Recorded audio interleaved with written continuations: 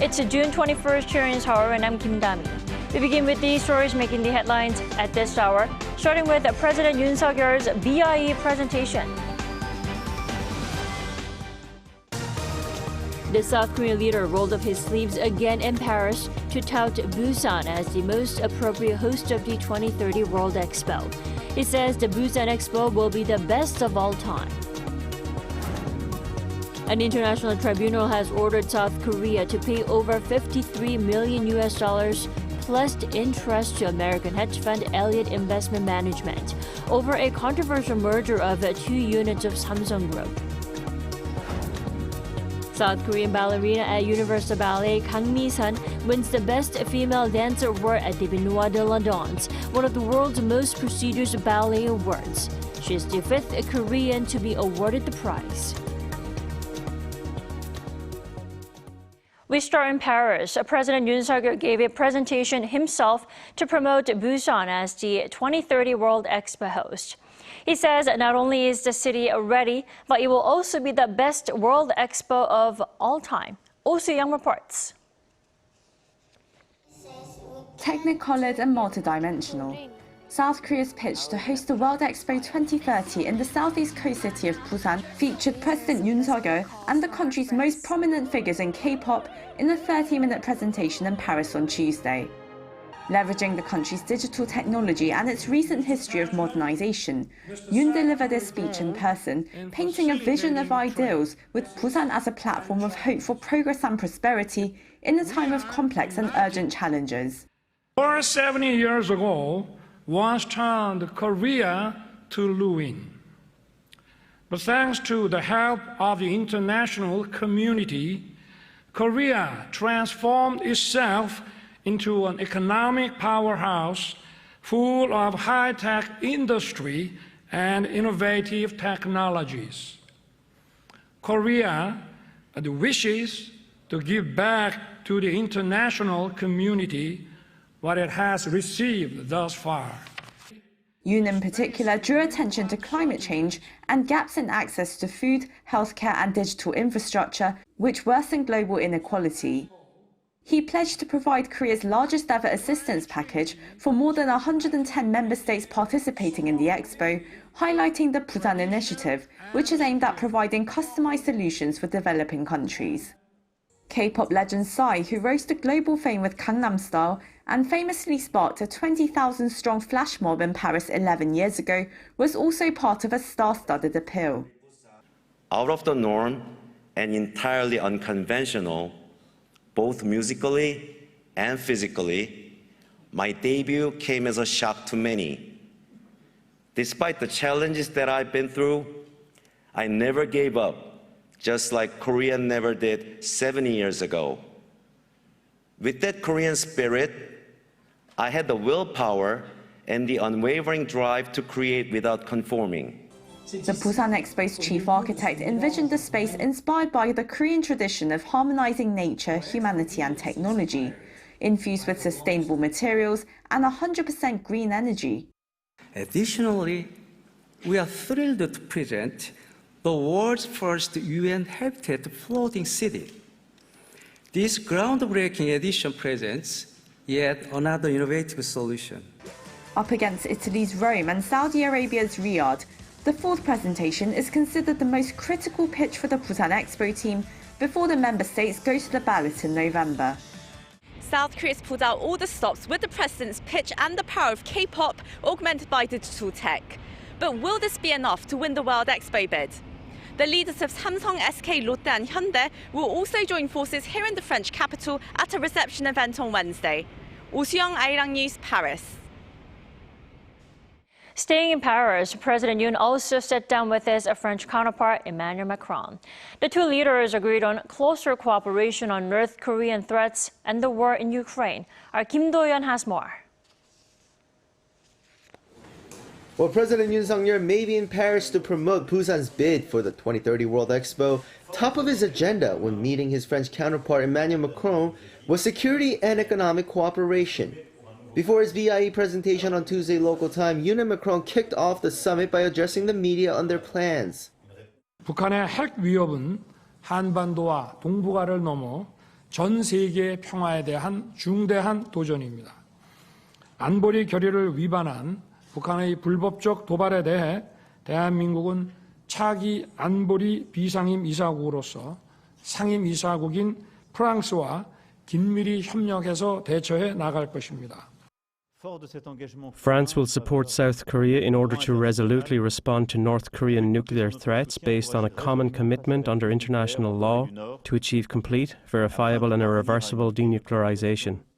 We will continue to firmly condemn the obvious violation of human rights.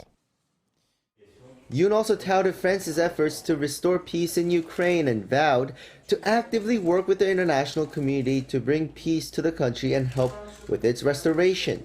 The leaders also exchanged ideas on economic cooperation, especially on advanced technology during the summit, saying there are areas where the two countries have strengths but have yet to work together on. We will cooperate so that South Korea's new space agency can work with France's National Space Centre, which is the third or fourth best in the world. This includes space exploration and satellite use. Also, as France has 56 nuclear power plants in operation, we will expand cooperation in small modular reactors, next-generation nuclear power, regulations, and decommissioning plants. According to an official at the top office, Yoon also spoke to Macron about mitigating the effects of EU's trade laws on South Korean companies. They also discussed cooperation in diversifying the supply chain and moving away from dependence on one country for certain imports. In the meantime, President Yoon also met with young entrepreneurs from South Korea and France at Station F, known as the world's biggest startup campus, and discussed using innovation as a force for overcoming challenges and crises facing the world. Yoon said endless innovation based on freedom and solidarity is needed to overcome such challenges. And saying the future generation needs to arm themselves with innovative minds rooted in liberalism and internationalism, Yoon vowed support from the South Korean government, no matter where they're from. Kim Do-yeon, Arirang News. The U.S. has decided to maintain its national emergency over North Korea, once again due to its unusual and extraordinary threat. According to the White House, President Joe Biden notified Congress on that decision, citing the regime's proliferation of weapons-grade fissile material, pursuit of nuclear missile programs, and other provocative acts. Washington first declared a national emergency over Pyongyang in 2008, and this has been kept in effect since then. Under the National Emergencies Act, the declaration of a national emergency by the president grants access to powers and authorities under certain statutes that would not otherwise be in effect. And South Korea aims to take more aggressive action in case of any North Korean drone intrusion, including its plan to build a new drone operations command. Our defense correspondent Kim Hyun-sung has the details. The plan to beef up South Korea's air defense with a new drone operations command has become defined. Sources disclosed to Yonhap News Agency that this new command is set to adopt an aggressive countermeasure tactic. Speculation abounds that this new command will retaliate with overwhelming force should there be another illicit drone incursion from North Korea, with a drone fleet 10 times the size of any North Korean offensive. The Ministry of Defense neither confirmed nor denied this claim, but did share some expected roles of the new command. When the Drone Operation Command is established, we will use drone power to perform defensive and offensive missions such as surveillance, reconnaissance, strike, psychological warfare, and electronic warfare.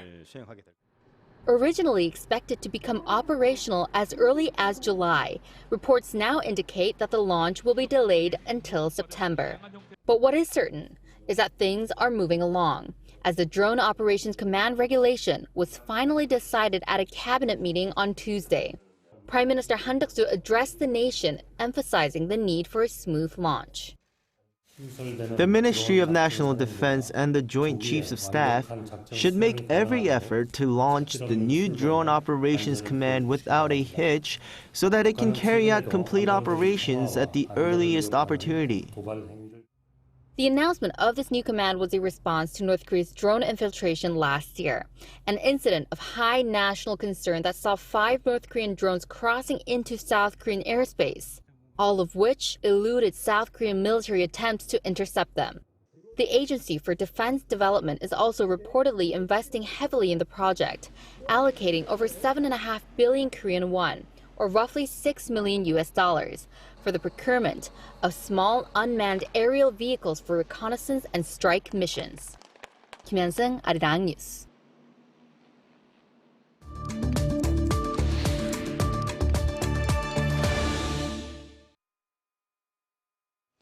South Korea's enthusiasm and dedication to hosting the 2030 World Expo in Busan are greater than ever, with President Yoon himself having delivered a presentation in Paris. For more on this, we're joined by Mr. Philip Mesmer this morning. Welcome to the program. Thank you. Thanks for joining us. First off, what did you think of President Yoon's presentation? I mean, what stood out the most, and what did you find the most interesting? I think that the president showed a real ambition. He wants to make it the best expo ever organized, which is quite huge ambition considering the fact that this expo have been organized since 150 years. But still, it's a good ambition. It's very positive in that way. On more specific points, he insisted on the challenges that the world is facing now, which means war, climate change, digital inequalities. So he also emphasized the trade, free trade, and the importance of Busan, geographically speaking, which is the Eurasian gateway. That's what the word he used. So what we can get of that is that he insisted on the importance of new businesses opportunities that can be shown during the expo to deal with the challenges the world is facing now. That is true. Now, as a correspondent yourself who's been following the BIE updates, in what way do you think Busan city is the most suitable or appropriate city to host the 2030 edition?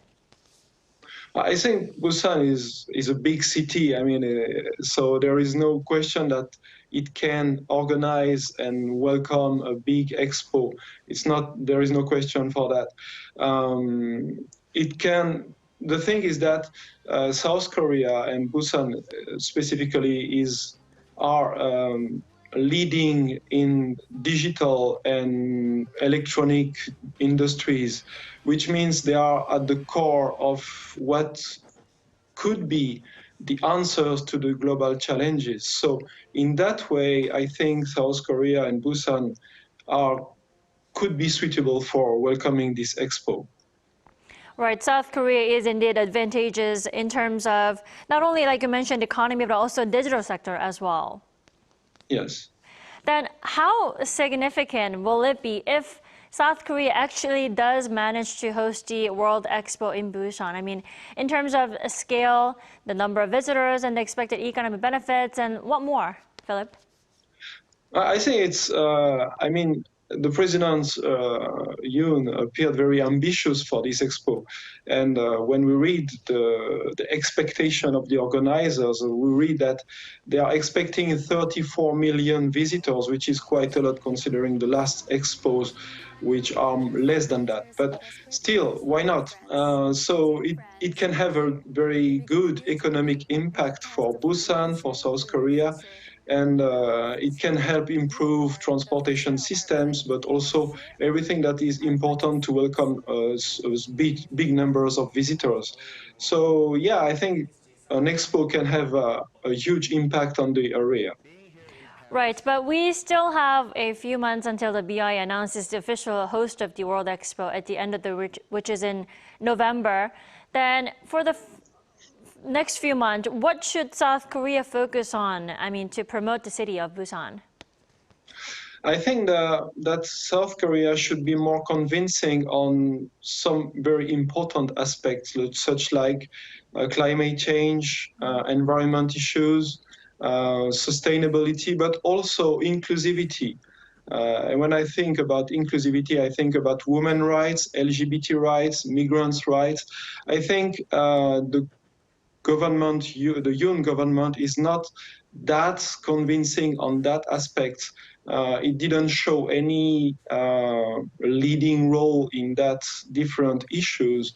South Korea is not a leading country on climate change and environmental issues, and also on women's rights. So I think to convince the BIA to give Busan the right to organize the expo, it has to be more convincing on that different aspects. Right, the Paris presentation on Tuesday maybe was the last presentation itself, but we do have a few more months to persuade and convince the BIA that Busan may be the perfect city to host the 2030 edition. Yes. All right, Philip, thank you so much for your insight this morning. Thank you very much.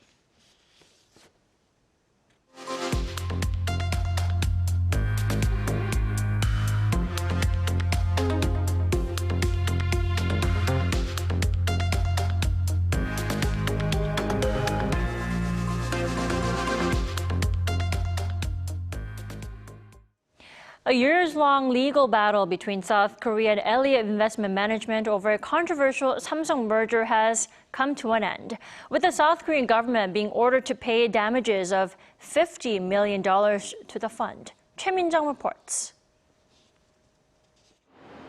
The South Korean government has been ordered to pay tens of millions of dollars to U.S. hedge fund Elliott Investment Management, marking an end to a legal battle dating back to 2015.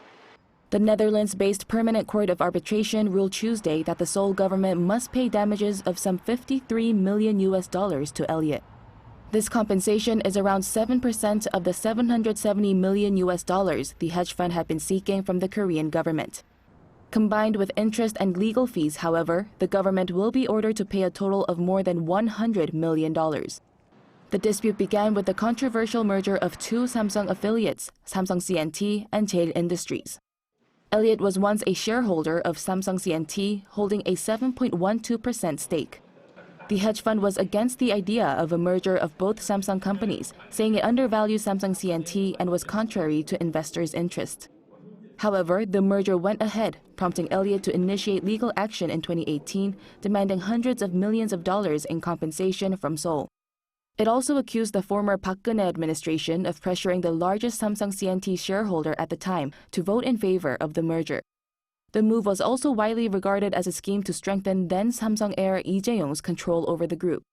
The Justice Ministry said it put all efforts into defending the case and will announce future plans soon. Choi Min-jung, Arirang News. South Korea's ballerina Kang Mi-sun shared the Best Female Dancer title at the Benois de la Danse, one of the world's most prestigious awards for ballet. And Kang is the 5th Korean to win the honor. Yoon has the story.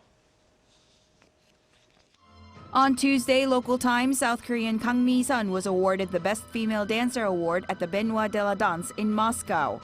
She shared the honor with China's Chu Yun-ting after the winners beat 4 other competitors from ballet companies around the world. Kang is currently a principal ballerina at Universal Ballet, one of South Korea's 2 major ballet companies. Not only has she had the longest career as a dancer in South Korea, but she's also one of the country's first ballerinas to also be a working mom. I couldn't believe it when I heard that I was the longest active female dancer in Korean ballet. It was an interesting feeling. After graduating from Sunhwa Arts High School, she trained at the Washington Kirov Academy of Ballet in the United States, then joined Universal Ballet as an apprentice and rose through the ranks before becoming a principal dancer in 2012. 40-year-old Kang was recognized for her lead role as a widow in a creative piece titled 미래내길 that the ballet company premiered in Seoul in March. The Benois de la Danse was created by the International Dance Association in Moscow in 1991 to honor distinguished French choreographer Jean-Georges Nouvier. And Kang is the 5th Korean to win a Benois de la Danse prize after Kang Soo-jin in 1999, Kim Joo-won in 2006, Kim Gi-min in 2016, and Park Se-eun in 2018. Yoon, Arirang News.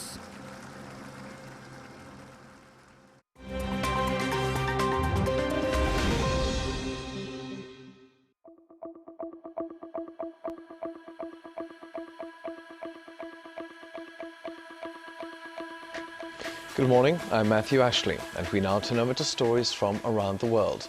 We begin in the United States. Hunter Biden, the son of U.S. President Joe Biden, is expected to plead guilty to 2 misdemeanor tax crimes and admit to illegally possessing a gun while a drug user. The plea agreement is expected to keep him out of jail, but still needs the approval of the judge overseeing the case. Now, the gun charge is likely to be dismissed. Hunter Biden is also expected to agree to monitoring and receiving drug treatment. This comes after a 5-year investigation into his tax affairs. The U.S. president's son is a former lawyer and was discharged from the U.S. Navy in 2014 after testing positive for cocaine. To the North Atlantic Ocean now, a multi-agency search and rescue operation is racing against time to find a missing submersible that was taking tourists to the wreckage of the Titanic. Now, 5 people are on board the vessel, which reportedly only has enough oxygen left to last under 40 hours. Among those missing are a French explorer, a British billionaire, a Pakistani businessman and his son, and the founder of the company running the trip. Rescuers say that operations are challenging due to the remote search area. The Titanic lies 600 kilometers off the coast of Newfoundland and almost 4 kilometers below the ocean's surface. Contact was lost with the submersible 1 hour and 45 minutes into its dive on Sunday. Now, Estonia passed a law on Tuesday legalizing same-sex marriage. The new law received 55 votes in favor in Estonia's 101-seat parliament. It was mostly supported by a coalition of liberal and social democratic parties. The move makes Estonia the first former Soviet state to legalize same-sex marriage. The new law will be implemented in 2024. And finally, Germany has unveiled a teddy bear as its mascot for the UEFA Euro 2024 football tournament. The European Championship mascot was spotted on Tuesday for the first time, visiting a primary school in Gelsenkirchen. As well as wearing a football jersey, socks and boots, it was also wearing pants. A notable feature, as Germany's lion mascot for the 2006 World Cup drew ridicule for being naked from the waist down. Fans can help name the teddy bear by voting for Albert, Bernardo, Bernhard or Herzi von Bär. The football tournament will kick off on June 14, 2024.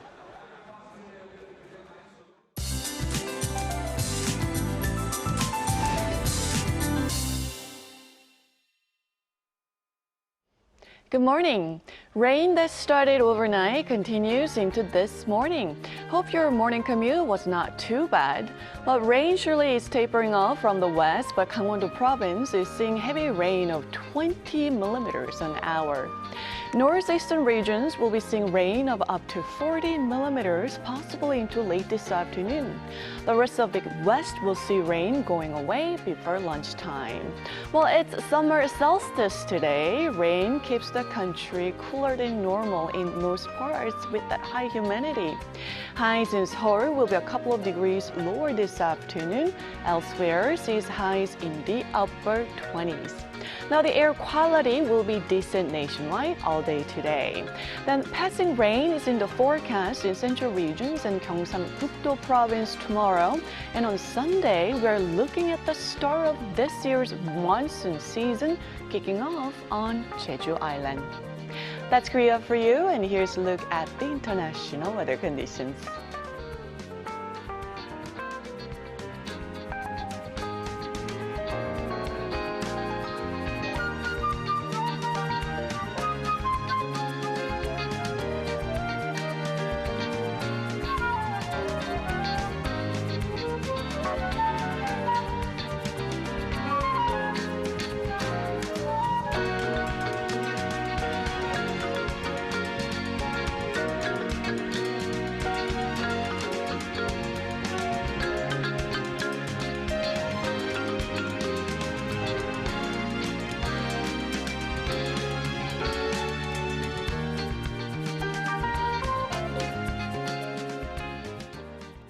That's all we have at this hour. We thank you for watching our New Day at Arirang.